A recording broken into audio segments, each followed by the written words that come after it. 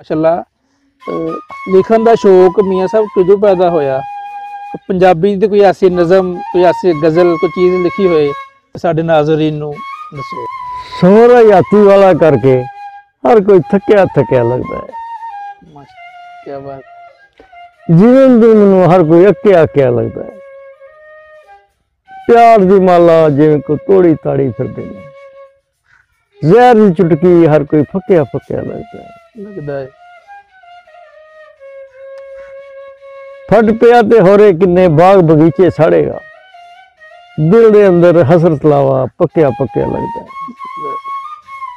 अज जिहदे स्वागत लई लोकी रावां मल खलोते ने, जनाजा दिल भर सोना सजना तो अज रुस्या रुस्या लगता है।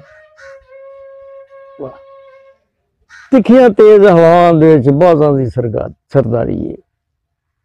रशीद जमाना खौफ दे पारों चुकया चुकया लगता है। माशाअल्लाह, क्या बात है। ये जमाना प्यारे दोस्तों, अज साडे नाल मियाँ मुहम्मद रशीद अहमद साहब मौजूद सन, जिन्हां ने अन वंडिया पंजाब वेख्या और किस तरह वंड होई, किस तरह का रहन सहन सी, इन्हां दा की किरदार सी इस इलाके की खूबसूरती नूं बढ़ाउण वास्ते, और इन्हां ने लिखी हुई नज़म भी तुहाडी समातां दे नज़र कीती। उम्मीद करना तमाम दोस्तों को साडी यह वीडियो पसंद आई होएगी।